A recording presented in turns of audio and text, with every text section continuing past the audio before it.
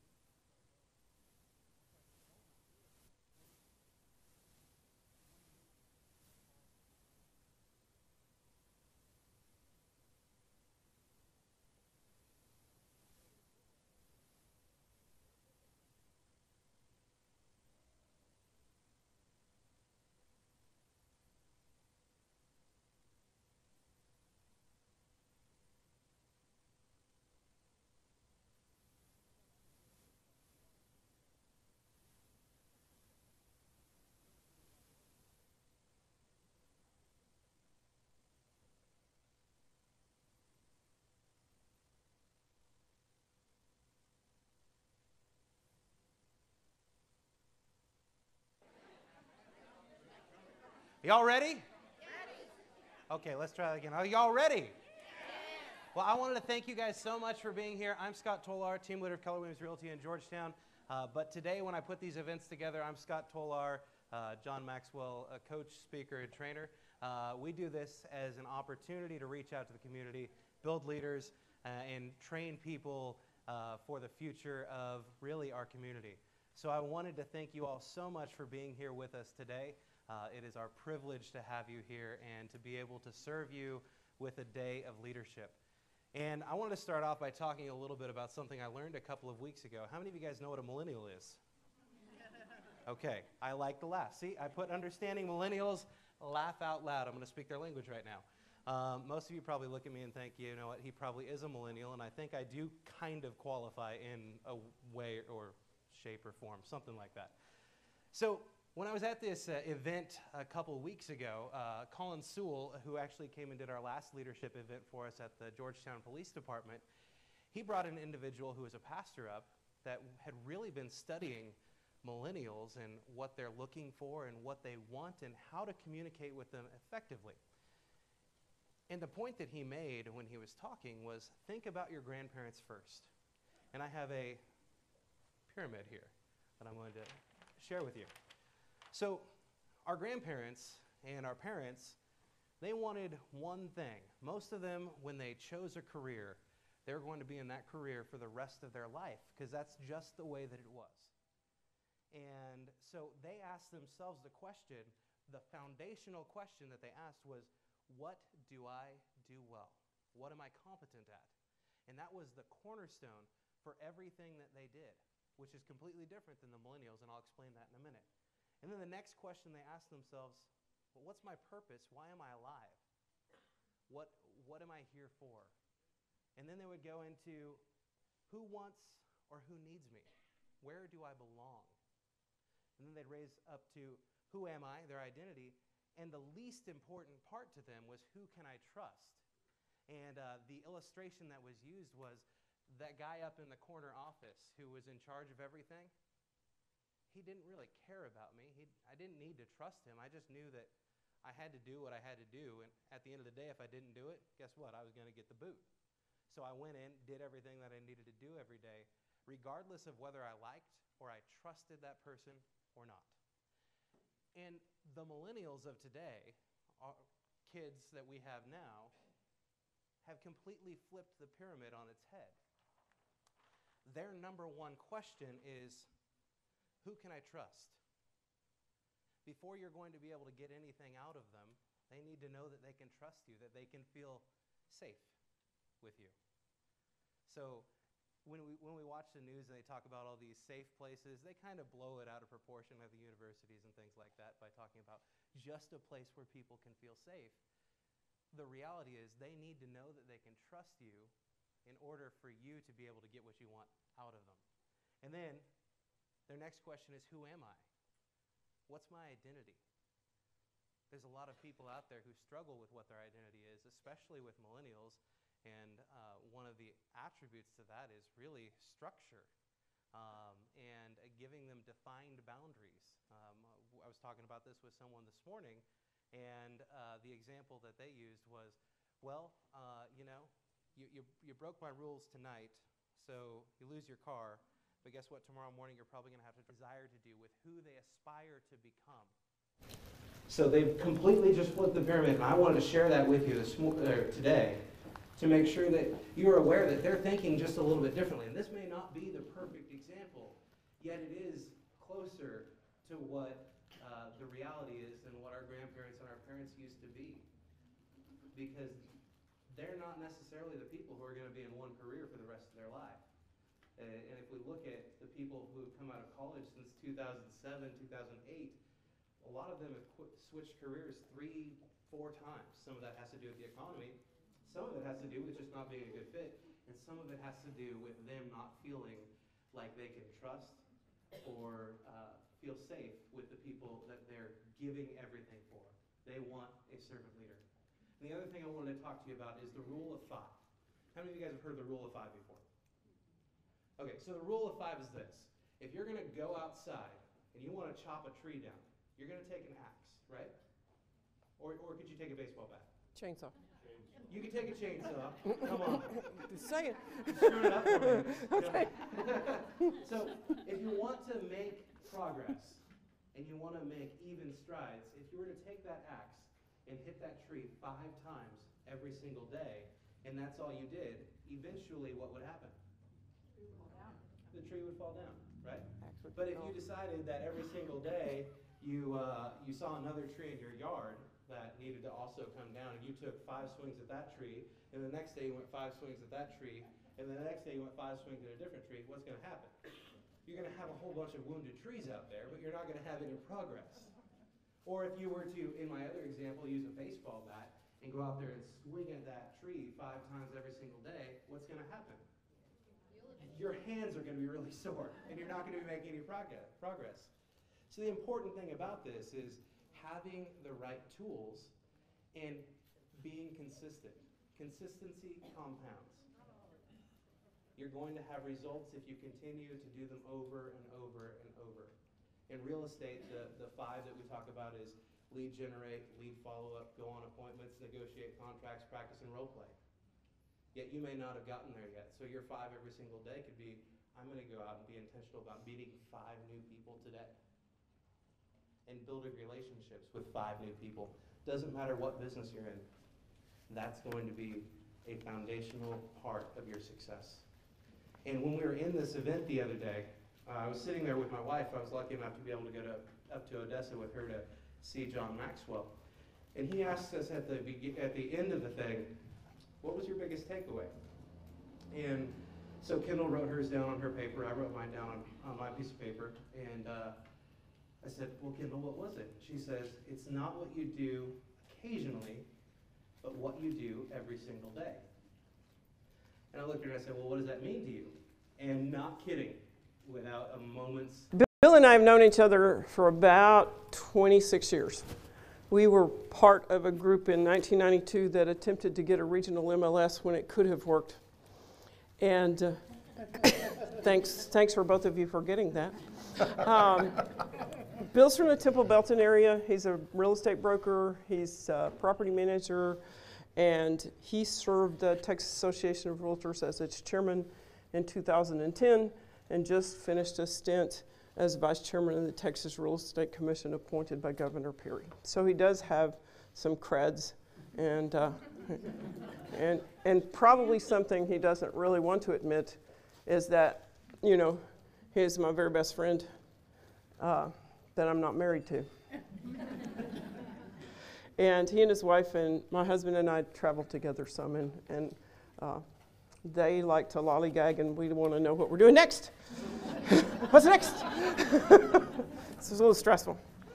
I don't know about Bill, but I think he would say we have both been blessed beyond what we deserve with the opportunities to make a difference in people's lives. And we see doing things like this and passing on a little information about leadership as a mission field for ourselves.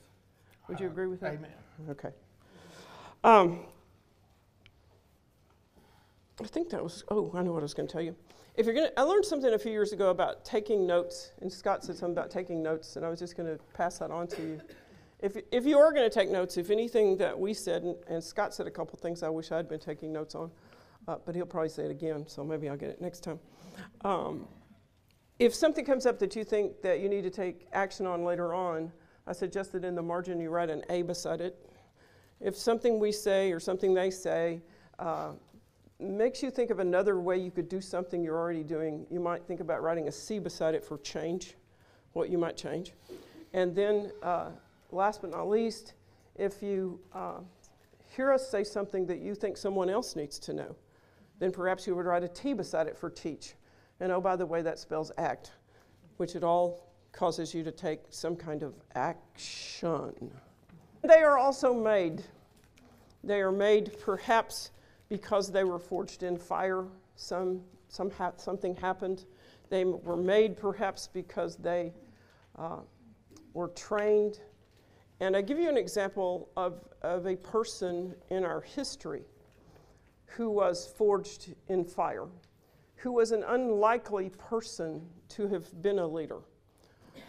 Raised in poverty, fought depression, failed in business more than once, lost 5 elections, lost the first bid for president, and ultimately, of course in my mind, was the God-chosen person to become president and see us through the Civil War.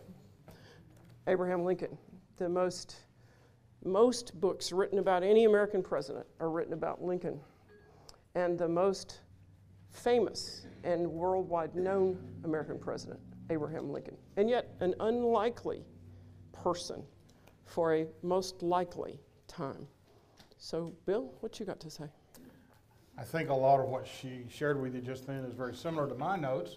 Mine, if you want them, if you'll give me your card with a good email, I'll be happy to share with you. There's no secrets here. I have about 1.33 pages of just outlines Avis likes to work from a narrative type. I can't do that. I can't remember the same syntax and where the commas are, so I do an outline. I think a lot of relationship can be boiled down to, a lot of leadership, is boiled down to relationships. I think relationships are absolutely key. Now, there's some exceptions, and you're going to hear me a couple of times refer to probably one of my most insightful times I've ever spent was going to the U.S. Army War College. Are there any officers in the military in the room? The War College is a breeding ground, if you will, for the best of the very best. It's very easy to fail out of there. You go up there as a colonel, sometimes lieutenant colonels, sometimes commanders. We had a commander in the Navy with us. But this was a place where they gave me a lot of insight. They don't have to worry about relationships. They have to worry about knowing which ring to kiss and which test to pass. Military advancement often has very little to do with relationships, and they're looking for some kind of key ingredient that they breed and make this and manifest it into some kind of skill set. Relationships are very hard to manage. Relationships come in all types of descriptions. You probably first and foremost think of a relationship being something like our relationship. I admire, respect, and absolutely adore this lady. I've known her for a long time. It's funny how one of us can start a sentence and the other one can finish it. We think alike about a lot of things. It's almost embarrassing sometimes, especially to my wife. I was thinking of a story. One time we were on the phone and you and I were disagreeing about something, and Harry's listening to me, Susan's listening to different parts of the state. He hangs up, Susan says, "Who were you talking to?" He said, "Avis." We disagreed. And Harry said, "Who were you talking to?" I said, "Bill, we disagreed. We're fine." There's nothing wrong with that. A lot of relationships are not made this way. Some of them are very adversarial. Some of them are at best hostile, an easy way to say that. But the products that come from that can often best be described as honesty and integrity and a passion for what it is you're discussing. And sometimes, who better as an audience to understand what negotiations are? Negotiations are really nothing more than moving the middle closer to your side. And so the same thing with a discussion like that. I don't even recall what it was about. I remember that it was pretty heated. No idea. It was very polarizing, but the point was we were able to err, and perhaps, I feel confident, she changed my mind. I might have changed her mind, doesn't matter. But the point is, you talk about these things in a way that are true to the point that you believe in. So a couple of general comments. My question to you is, who's the hardest person to lead? Personally. Yourself. That's correct. Whoever said that? Lauren, you've heard that before, right? So think about it. How easy is it to say, as Scott just said, lead generate, lead convert, all those things. It's easy to say those words. It's easy to say, you need to lose weight. You need to stand up. You need to stop smoking. You need to do this. You need to do that. And yet when you turn it inside, it gets really hard to do. The hardest person you will ever lead is you. And I will tell you that I am pretty much an abysmal failure at leading myself. See, some people who knew that. Who would have thought somebody knew that? In almost everything. I am blessed to, generally speaking, get things really quickly, and it frustrates me when other people don't. I am also not very good at telling people they did a good job. I also often speak without thinking, open mouth, forget brain. Gotten better at that. And I tell you that because the examination of your weaknesses is something you need to do as a leader. You always want to work in your strength zone, but you want to know about your weaknesses because you will be criticized. I messed up. Blah, blah, blah, blah, blah, blah, blah, whatever it is. And then we find out it's a transactional issue and we call the other broker and they say, well, we could have messed up. And that's a good day when people accept that we aren't perfect, because we aren't, as far as I know.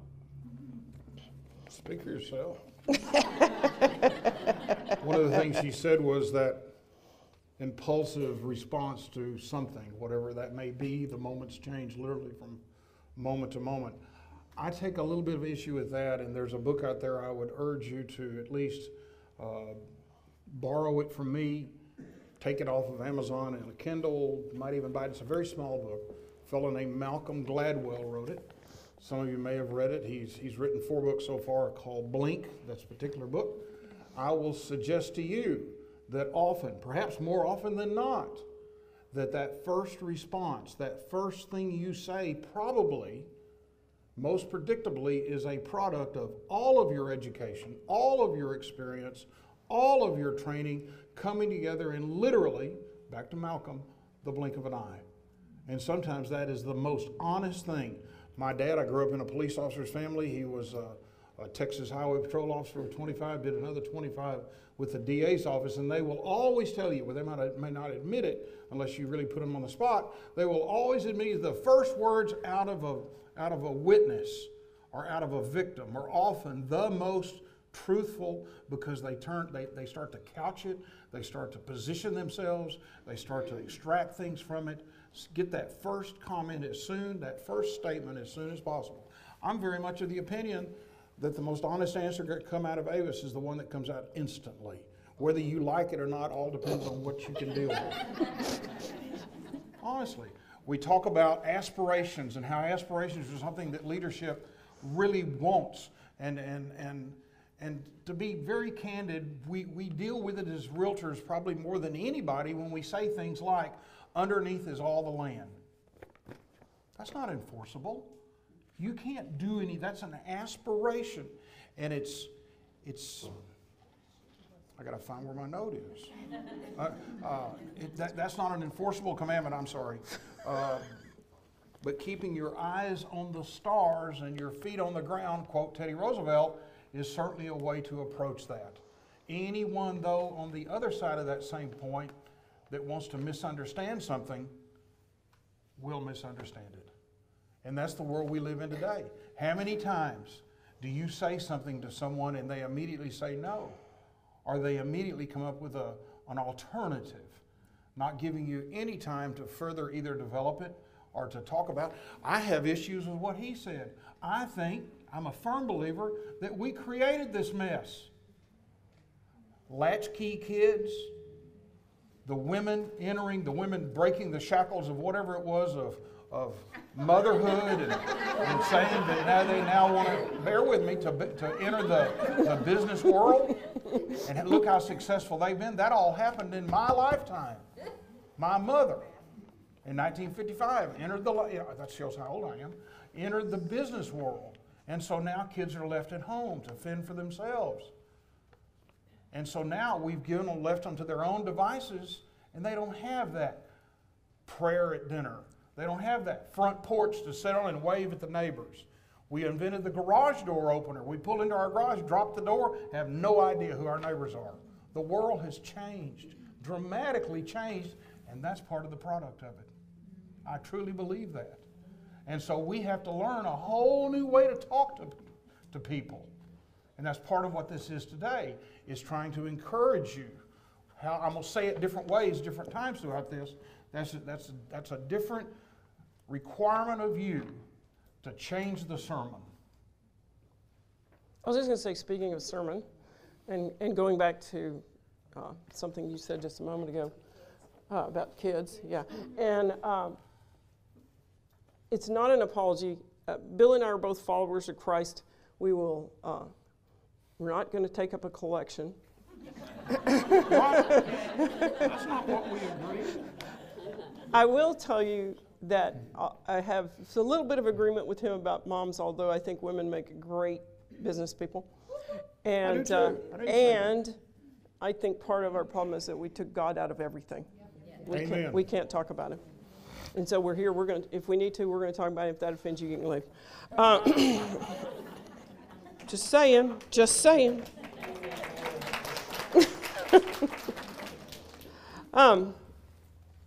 Defining moments in leadership. Well, first of all, no one succeeds alone. You understand that? None of you succeed alone. It's impossible to succeed alone.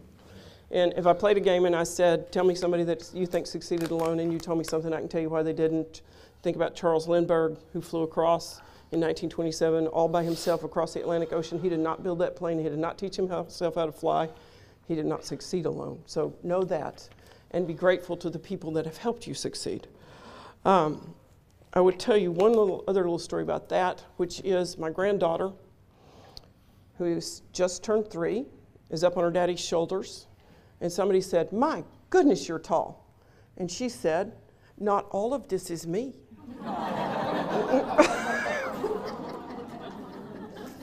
And indeed, we sit here in front of you, but not all of this is me. I stand on the shoulders of many giants. I have giants that are deceased. I have giants I have read from. I stand on their shoulders, and so do you. And you know that, right? Okay. I'll show you where I am. Yeah, I'm right here. I was just thinking about whether or not I was going to talk about defining moments. And I think I will. Just a couple of defining moments in my career as a leader. Years ago, I worked as a manager for another brokerage firm that some of you would know if I said it, and I'm not going to. You want me to say it? No.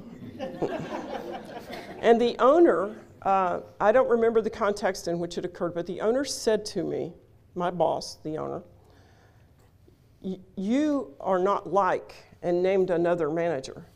"She is a leader. You're a manager." This was in 1990. And I thought, first thing I thought, and I think about that in context, I didn't really know what that meant. Because leadership wasn't, oh, that was fun. Leadership wasn't really taught then. Management was taught. Peter Drucker, some of you know those names. I don't know how this works, but I'll hold it. I'll get it, Scott. You don't have to come and rescue me. When Bill is talking, I'll put it back. I promise. You gonna hold me? Yeah. So it started a journey for me to, number one, find out what's leadership mean and how do I become one? Because I thought because it wasn't like he said, "So she's a leader, but you're a manager." It was like, "She's a leader and you're just a manager." It was disdain in the voice. And it got to me. That journey started, and then that was a defining moment to start that journey. And then the next part of that journey, a few years later, very few years later, I had the opportunity to meet and hear, and Scott's already mentioned his name, Dr. John Maxwell, at a conference in Houston. And if you don't know that name, then you haven't studied leadership. He's the #1 leadership guru in the world, according to all the magazines and all the success people and all that kind of stuff. And I have hugely changed my life. I have studied under him for many years and read almost all of his books and have been to many seminars and I'm also a John Maxwell coach and trainer and can do all that kind of stuff for him. That was a clearly defining moment. Last but not least is just something to mention to you, which is sort of a forged in fire kind of thing. September 2001, most of you remember what happened that year, that month. Just a few days after the life and world-changing event in our country, I'm up in Dallas at the Texas Association of Realtors conference. Bill was there, and everybody was encased in doom and gloom. The world as we know it's going to end. The trade association is going to. Do you think I should be worried about that? Right here. It was literally a hold your breath time. Yeah, it was a hold your breath time. And nobody really wanted to commit to anything. It was at that conference that I made a decision to run for office in the trade association. And my motivation was somebody's got to step forward and say, we will exist, we will overcome, we will keep moving. And that was a defining moment for me. I don't know, I was in the bar, were you with me? Yeah. I remember well. I went, wow, what were you thinking? Yeah, I know you did. We could just be drinking, we don't have to do stuff. But there will be defining moments in your lifetime. They may already have had defining moments. experience that and figure out what it means to you. Passing. Along the way, you have to keep your eyes on what perspective means to you. Perspective is an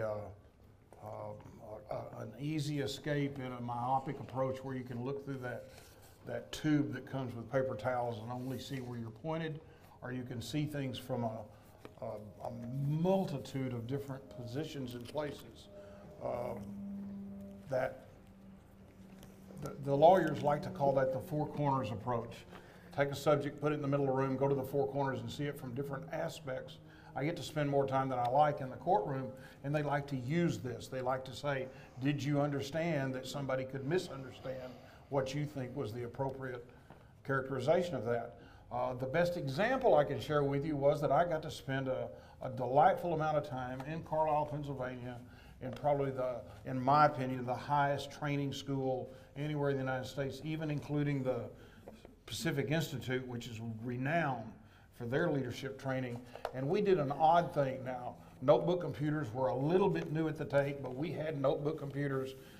My class had 31 people in it. We would come into a room not near this big at a long table. We'd have a facilitator at the end of the room with a screen and a computer of his own. They would ask a question. No one was allowed to talk. The reason is, in that room, we had major generals, that's 2 stars.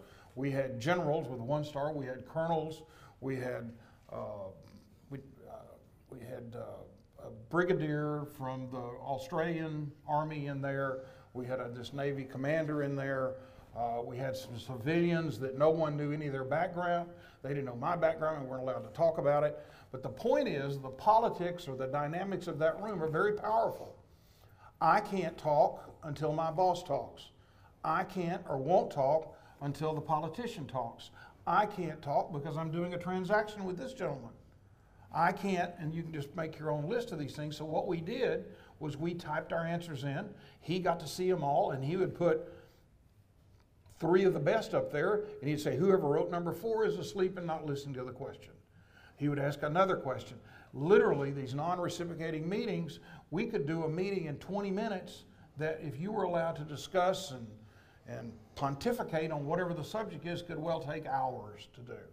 Very efficient, but what it did is removed those politics and dynamics of who your best friend or who your worst enemy is, who's somebody you don't like, who's somebody you'd never want to talk to, because it was all anonymous.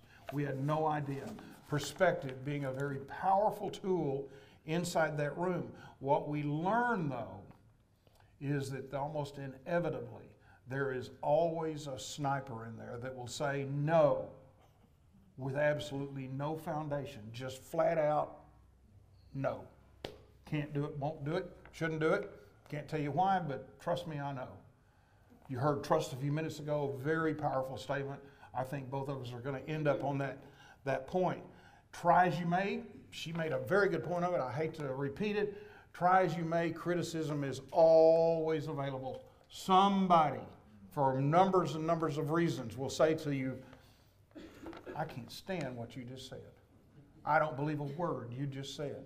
And often, it's because they didn't say it.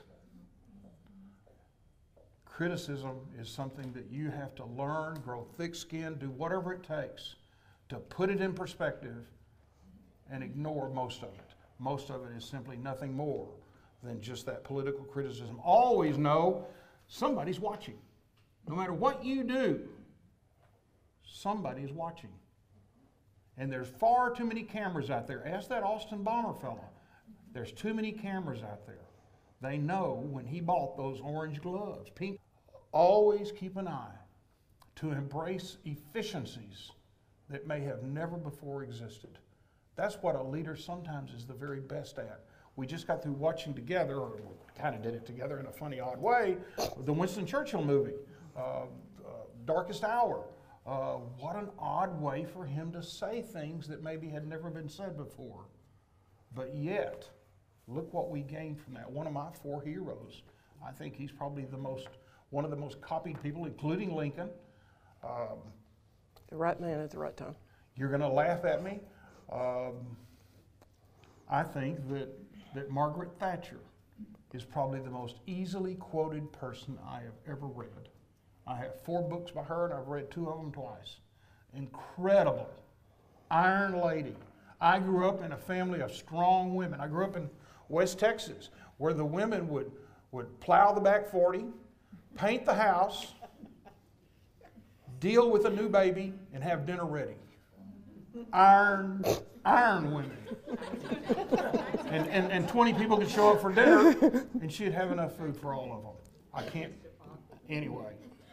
My mother was one of those. My dad was a cop. Everybody's a bad guy. When I was 13 years old, the reason I'm not a cop, my mother was a real estate broker. Both of us are SOBs, by the way. Sons of brokers. When I was 13 years old, my dad gave me a ride home, my little afternoon job, in a marked Texas highway patrol car. Red lights, sirens, antennas, all big decal, all that stuff. We got in a gunfight. Any of you ever been in a gunfight? It was not a moment I welcome anybody to have to go through again. I changed my mind that very day. I'm not going to be the police. Just can't do it. This is not an evangelical moment for you. Egos creep into this. Egos will just run right up into your vocabulary, and you think, here I am sitting up here in the front, and I got all this power. The truth is, you don't have any power. The power rests in you. I'm only here to keep it organized, to keep it on a level plane. Read the Robert's Rules. It's always the voice of the majority, but the minority has an opportunity to speak their piece. This is not an evangelical moment. And what we do is we say, we tell them, and they'll be enlightened. We tell them, and they'll change their behavior. And we repeat that message often enough, then our prescription certainly will be accepted. Simply not true. These people speak a different language. Do you know that 700 million times an hour somebody does a Google search? And that's what millennials do. You say something, and they'll go say, well, you're a lying SOB. You don't know. It says right here, Yelp says you're wrong. And that's the kind of world we live in. You've got to change the sermon. I was going to say leadership is not created by a title. Amen. And Bill made some good points about military, and if you've been in the military, you probably has had some not so good experiences with people who had a title who really shouldn't have been in a leadership place, or maybe you've had that happen before in another way. John Maxwell wrote a book called The 5 Levels of Leadership. He teaches that in many places. I'm just going to kind of talk about it a little bit. The position level of leadership is the lowest possible form of leadership. You only are a leader because you have been given rights by virtue of a title. No one necessarily has to follow you. And maybe they do and maybe they don't. Bill talked about our parents and grandparents who didn't care whether they respected or trusted the guy in the corner office. They just had to do what they said. They might not. They might have been a level 1 positional leader. The second level of leadership is the permission level of leadership. And that one has come based on something else Bill mentioned, which is relationships. The leader has formed a few relationships with a few people, and people will not only follow them because they have a position, but now they will give them a little bit of permission to lead them. This might be the place you are with some of the people that you've picked up as buyers or sellers. And once they begin to have a little bit of knowledge and a little bit of trust in you, they might actually listen to you when you say you should offer full price on this property. Whereas if you just were the realtor with no relationship, they might not believe you. I know some of you who've been doing this a while are sitting here going like this, like, oh yeah, I've had that happen. Zillow said. Zillow said, after all. Level 3 is the production level, and it's at that level, Dr. Maxwell says, things begin to start to happen. You begin to help people reach their goals. You do have some relationships. You may have a title, but you have begun to put a little bit into it, and people begin to pay attention and produce and do their work. Lots and lots of companies are looking for production level leaders to help them build their company. The next one, of course, is the people development leader. And that is where a leader begins not only to lead, they also are pouring into people. And they have the position because people love, trust, and follow them because of what that leader has done to develop them. A people development leader is always looking for other people to develop who will develop other people. Because as we develop leaders, the world is richly in need of leadership. Perhaps more than ever before. Oh my goodness. I am amazed, I shouldn't be, but I am amazed at how both, if you will, political sides have used the Austin bomber as a platform for their position, whatever that is. When in fact, here is a poor sick guy that has made a poor sick bunch of choices. And many people are hurt, and many people are damaged, and his parents, think about his parents, think about his family, think about his neighbors. Why aren't we teaching values to people? Why aren't we teaching the value of human life to people? What have we done? Anyway, okay. Developing people who develop other people. And let me just say real quickly, the pinnacle level, which is people follow you because you have made such a huge difference across many industries, across many nations, and maybe even across lots of other barriers. Nelson Mandela, Martin Luther King, John Maxwell. And those are 5-level leadership people. So if you're very intuitive, perhaps maybe a little bit sensitive, I'm not talking about the guy that decorates my house. I'm talking about sensitive to how tones of words and those groups that I hope maybe they didn't feel it, but that certainly was my intent, to encourage them to follow whatever their wildest dreams are. You have to dream to make some of this work. Identify individual leader members and encourage them to follow a targeted behavior that you help them see. You explain, recognize, identify, show them things that you maybe have learned, perhaps the hard way, learned along the way, and let them embrace that as their own. There is no better salesman, what we all really are at the end of the day, salesman that can help somebody decide to buy or sell a property and make it be their decision. You didn't tell them. I can drag you all over town, but this is the one you're going to buy. How many of you say those words? I doubt none. But when you can get them to say it with their own conclusions, that's you at the very highest level of the art form. You provide reinforcement to those that adopt those behaviors, and then you repeat it. It's really very, very simple. There's nothing difficult about this except the commitment. People choose not to, they have too many commitments. They're spread too thin. I don't have an hour left in the day. I can't find time to, and they've got a list of things.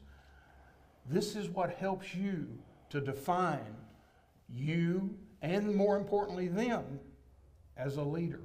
Help them define, not to say this is what they are, but let them by their acts define themselves as leaders. Leaders do their best work, I believe, almost always, that we're all part of something much bigger. We're a tiny wheel and a huge machine, but yet we're part of this much bigger picture. This isn't a solo hero moment. I don't stand on a chair and thump my chest and go, I'm the greatest. But yet you can go out there with your actions, with your beliefs, with your strengths, with whatever else you can bring out of your vocabulary and be the best. I think that we understand when we get better, everything gets better. Yeah. Simple words, very simple words. A leader aspires, I'm copying her with my words now, a leader aspires to reveal value in others. Yep. When you can help, this man over here is absolutely one of my heroes. He has shown me at times when no one but me was watching what value means. I know, my mother would say this, if you make it about other people, he does that. Throughout the entire business day, at the end of the day, it becomes about you. It becomes about integrity. It becomes about a value, and it truly becomes about trust. And I appreciate that in him. I've said that to him. I will repeat that to him more than once. Leadership, despite its inherent price, is almost always worth it. Hardest statement of them all, my favorite statement, I say this far too often. I don't speak for this lady very often. Far be it from me to not believe, especially in something I can't see. We do things that you can't see. You say things with your body, with your emotions, with your whatever. And you can't, those are inanimate. Those are intrinsic values. That's the moment that you can rise up and be proud of yourself at the end of the day, in my opinion. I pass the gavel. Okay, I know Scott's getting nervous because we're up on time, but you talked longer than you should have. Yes, you do. Just saying. Just saying. Leadership is influence. Nothing more, nothing less. It's influence. And of course, in our history books, we've had good leaders and bad leaders. A bad leader, very influential person, Adolf Hitler. Same time frame, Bill's already mentioned Winston Churchill, the right man for the right time. Is he still? That's another story. We're not going to tell it right now. At a funeral where he sat with the family and he wasn't. He couldn't figure out why I wouldn't sit with him. You're with the family and you're not in the family. What can I say? We've crashed weddings. I'd never crashed a funeral. Yet. Servant leadership, serving the people. Serving the people is with everything you do. Your best example for a servant leader, you can read a book about that. It's called the New Testament. It's about Jesus of Nazareth, the pinnacle servant leader of all time. And of course, that's what both of us have aspired to do the best we can, to serve the people. One of your greatest skills, if not the greatest skill you can ever develop to be a leader, is your skill to listen more than you talk. 2 ears, 1 mouth. Do the math. Listen. Listen carefully to what your clients want. Listen to what your spouse wants. Listen to the people and do the best you can to perform on what they have asked for. Listen. Just listen. You also need to remember that the experience itself that you have been through, whatever that is, whatever negative, positive experience you have had, is not what you learn from. It is when you sit down and think through what happened here that could have been done differently. That's where your learnings are. So I hope you will do those kinds of things. And just one more thing I'm going to say, and that's just sort of another little note maybe. Every year I write a growth plan. It's not about how much bigger I'm going to get. I'm hoping to not get bigger. But it involves what am I going to read? Where am I going to go? What classes am I going to take? How am I going to learn and grow? Because I have also been blessed to have some incredibly amazing people work for me, a lot of you in the room. And if I don't stay a little tiny bit ahead of you in some places, I won't be your leader anymore. I'll be your follower. And that's okay in some things, like nobody in this room is going to ask me to sing out loud. It's okay that Scott knows how to do that, because it's not in my gift zone. And yet, if you want to lead, it is not a destination, it's a journey. And I've been on it since 1990. Go ahead. I'm going to wrap it up with just a list of things to think about. Take this home. You're welcome to my list if you give me a business card. Plain and simple. 3 paths, perhaps a 4th path to success. Show up, pay attention, tell the truth. Amen. What? Those are life skills. Never be attached to the outcome is my personal. Do something for the right reason. Be nimble and be able to turn on a dime. The world changes on a dime. Learn how to do it. Have a long view. Just because you're looking at the issue in front of you doesn't mean it couldn't have some kind of impact bearing how you do it in the future, how other people could learn, how people can take that moment and expand it. This rope is symbolic of a time I spent in Carlisle. They gave us that rope when we first got there and made us carry it everywhere. You took it to mess, you took it to class, you could never let go. It had to be somewhere touching your body, to bed, showers, you name it. We had to carry that rope with us. The symbolism of it is that leadership is a lot like this piece of rope. If I take this end of it and push, how much do you think it'll affect anybody out there? If I can influence you, if I can persuade you there is a rainbow at the end of this journey, and you hold on to it, I can drag you to the ends of the earth. Leadership is always from the front of the room, period. That Napoleonic stand at the top of the hill and say, go die. It's not effective. Never been effective. Well, that's a whole different story. Except in the military. In the midst of chaos, get really, really, really still. The answer will find you. Hard lesson to learn. We've grown up in a time when combat was hand to hand. And all you have, I said this earlier, all you have at the end of the day is your personal integrity. Examples of leadership, you heard this a moment ago, be an incredible listener. Be extremely ethical. Always take the high road even when it's not to your gain. Demand high standards for others.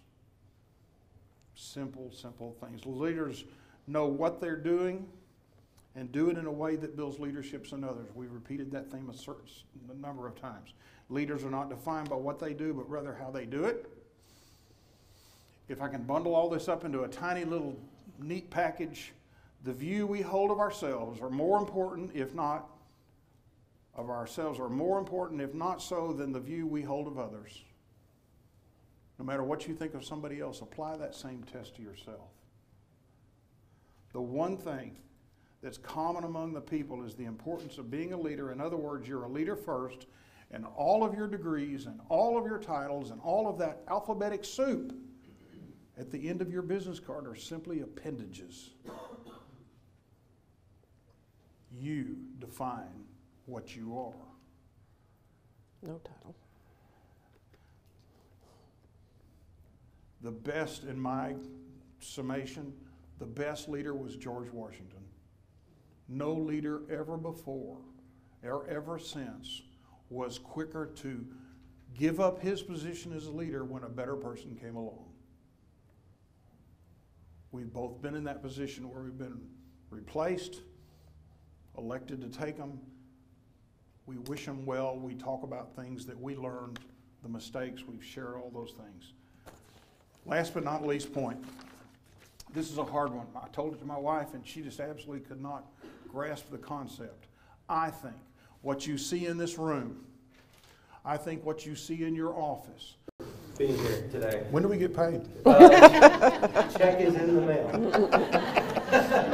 So don't know how many of you guys know who Dave Ramsey is, but you using that illustration with the rope there and pushing it versus pulling it. Dave Ramsey says, you can think of management versus leadership this way.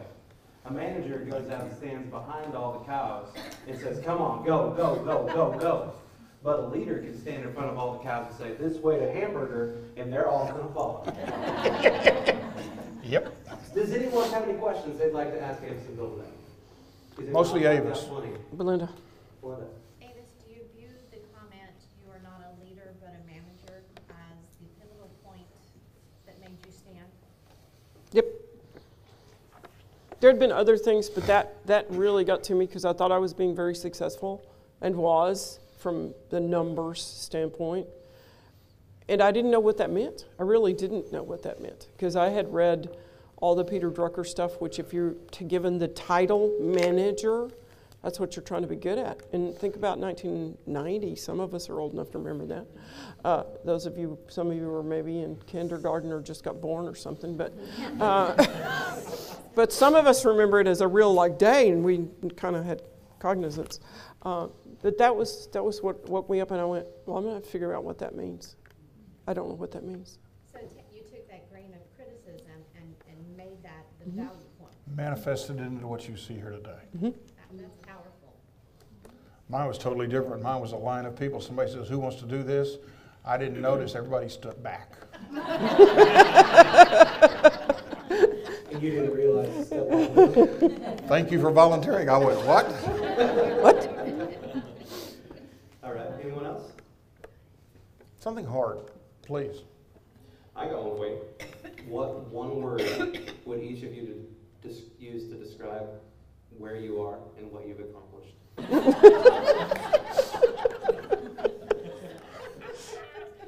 No, blessed. Blessed that's the only word I can come up with. I'll go with that. I'll buy the same. Can I buy the same word? Sure. Why Okay. not? Copycat. All right, well, then what is your definition of success? That's changed. Success in the 70s was putting food on the table, making the house payment or the rent payment or car payment or whatever that is. Success, let me say it a different way.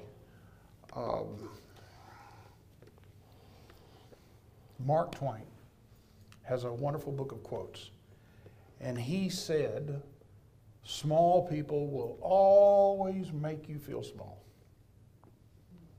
Great people will say you too can be great. Now, I'm not going to pretend I'm great, but I will tell you no greater feeling comes from when somebody succeeds, and I had any tiny part of what they did. Success. When Sharon Moss comes to me and says, thanks for explaining why, not just what I needed to do in a contract, but why I needed to do it. Or Johnny Duke says, I know I call you 100 times because I'm your problem child, but I need some help. And being able to have the knowledge or the contacts to get the answers. That context is a key ingredient to her answer. She literally, I feel a little bit less in that degree, but certainly feel very much blessed by that. That knowing people is so powerful, to be able to reach into your cell phone and call. Gerald Gafford, real good friend of mine, just passed away, and he was my go-to guy when I needed to tone down what I was going to say to somebody. You know, when I was fixing to just slap somebody upside the head and make them cry, because that's what I'm capable of, and I knew I didn't need to do that, he was my mentor, my coach that got me through that stuff. You know, bill for certain things, general counsel, just depends. Some of the things that she has said that she could have said is what Gerald was good about doing, was saying to her, here's the words I want you to say now. Exactly. What were you thinking? Exactly. Any of y'all met Gerald? How many don't know Gerald? Didn't know Gerald? I I'm wish you- sorry your life has missed that. There's few people can fill that hole. I will try to find that person. Yes. He was indescribable. Funny, funny, funny man. What do you do daily that gives you the success you're looking for? I'll tell you. Say it. I've about wore out my research Bible. Avis gave me a new Maxwell Bible, and that's my first thing every day. Buy one. They're not expensive. They're very insightful. Prayer, Worth the money. prayer and scripture. Yeah. Awesome. Right? What's your greatest joy? Caitlin, Anthony, and Lucas. Those are my grandchildren. I'm different there. On a trip for, partially for, one day for the commission, one day for the realtors, I got to travel to Amarillo, Texas. Woohoo! I have a few friends Right in outside Amarillo, Pampa. but never would consider that a vacation spot. So I did my thing for the commission, did my little talk, a group bigger than this with the members up there, nice people. Had dinner with a group, small group, got up the next morning, got dressed, put on my finest Italian silk suit, only own one, and had a little bit to eat, gathered my stuff, went downstairs, got all the way to the lobby within about 10 feet of the counter, literally dropped dead. Went into VFib. That's where the bottom of your heart just shakes. Died right there, dead right there. Little girl, 22 years old, had just finished her CPR classes. She pole vaults over the counter, keeps me going for about 5 minutes till the ambulance got there. I woke in the ambulance with a fella yelling at his face in my face, yelling at me, "What's your name, what's your name, what's your name?" And all I could think to respond, "I am not deaf."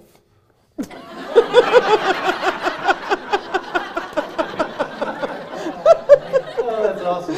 So here's what I'm most thankful for every day, is being one more day. You can drive to Amarillo in 5 hours, I'm just going to tell you that. Legally? No. But you can do it. Yeah, there you go. All right, on the flip side of that, what is your greatest fear?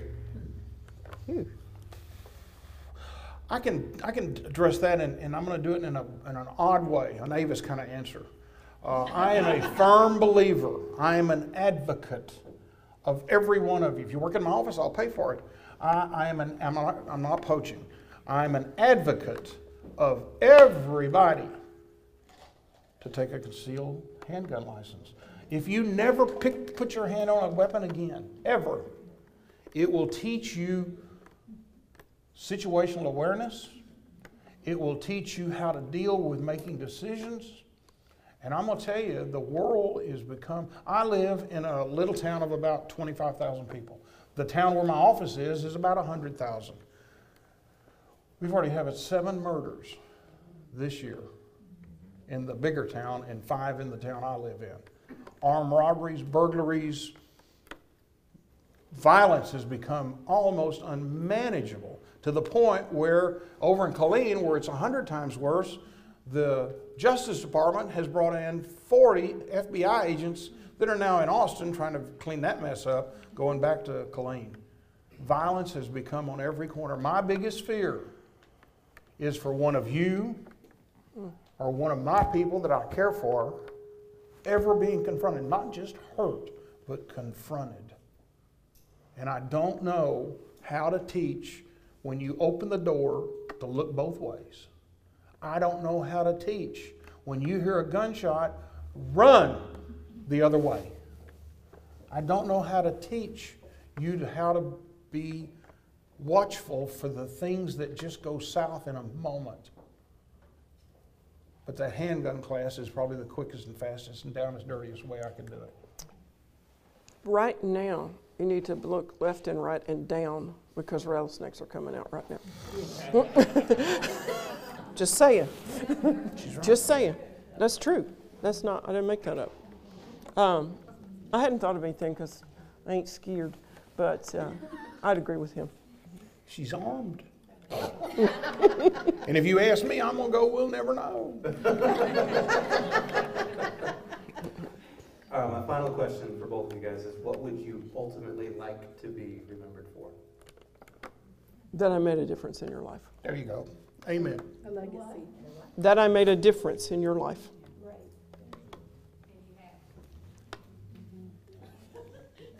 And what does that look like to you?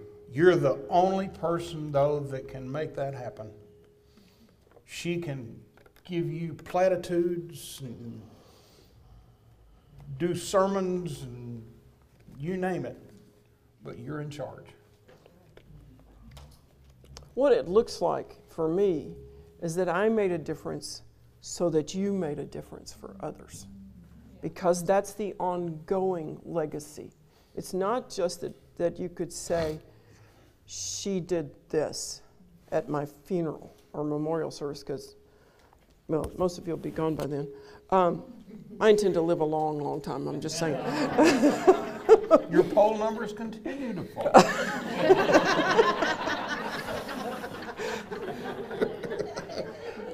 It is also that you can say, I made a difference in all these people's lives. With that comes a burden, though, because now you got to help the next person.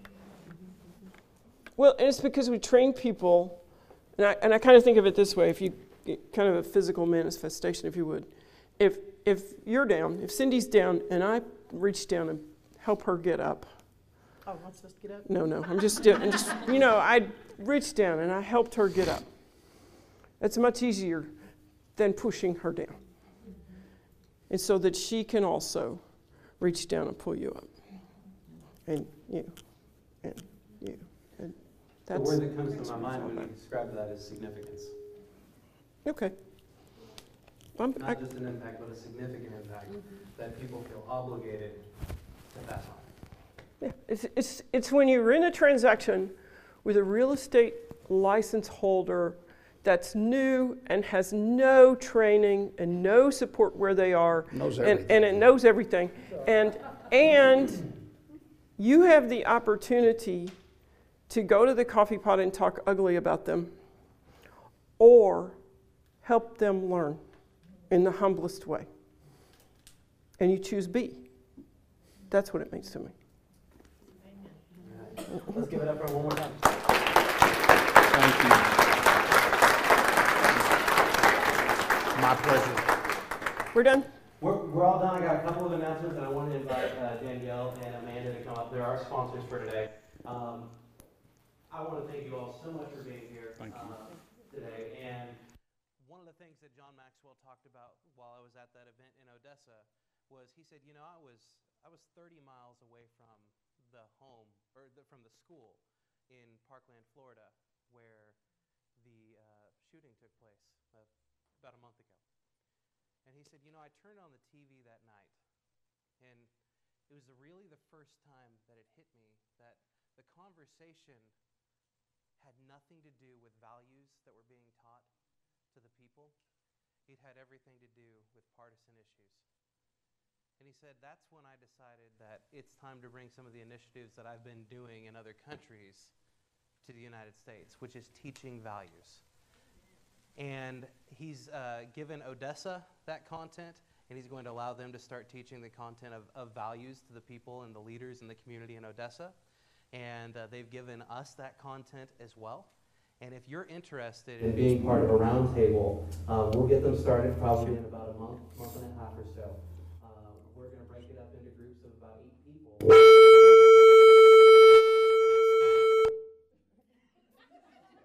And we are going to make a loud impact, guys. Yeah, exactly. We're going to break it up into groups of about 8 people. We're just going to talk about values. It's 9 sessions. Take about 30 minutes for each session. And the impact that we can make can be absolutely amazing. We can change the world, and we can do it right here through Georgetown, Texas. So if you're interested in doing that, come and see me afterward. Bring me one of your cards, and as soon as I have that information, we will get that together, and we will start changing the world right here in Georgetown. And I want to thank our sponsors today, and they have something they want to talk about too. We do, actually. My name's Amanda. I'm with Texas National Title. This is Danielle Haida, and she's with Academy Mortgage. And we just wanted to thank everybody for joining us today to speak to Avis's fun, because how many times do y'all go to the same marketing event at a bar, it's the same people kind of thing. So I wanted something a little unique, and so at that point in time, I reached out to some fellow officers within Georgetown and Williamson County and kind of started brainstorming. So then it was created that, or we decided that we were gonna create a self-defense class for real estate agents, just for licensed real estate agents. So we have our first class coming up on April 30th. It's going to be here in Georgetown at Mortal CrossFit. I, along with Amanda and Amber in the back, and Hank with Goosehead, and poor Hank, he has no idea what he's about to get himself into. We are hosting our first self-defense class just for you women, licensed real estate agents, on April 30th at Mortal CrossFit from 10:30 to 12:30. We are providing lunch and drinks afterwards. So we want you guys to come out and just learn how to protect yourself. The fun thing about this is that the instructor who's hosting it, he's actually a Williamson County Deputy Sheriff, Brandon Schaefer. Can't get that out of my mouth because I keep wanting to say Chody. He will be instructing the class for you guys. So what we plan to do is to take some of the top students from the different classes that we are going to host and take you to an 8-hour course. So this first one is just 2 hours. But I'm most excited about this 8-hour course because we're going to use like guns and knives and props and real live stuff. So I can't wait to do that. So Poor Hank. Yeah. Hank has no idea. He's going to be the only man there, other than the instructor, amongst 20 women. Like, poor Hank. We're going to pray for him after this. So April 30th, 10:30 to 12:30, we'll provide lunch afterwards. It is this first class we're going to do for females, and then we'll open it up to everyone else.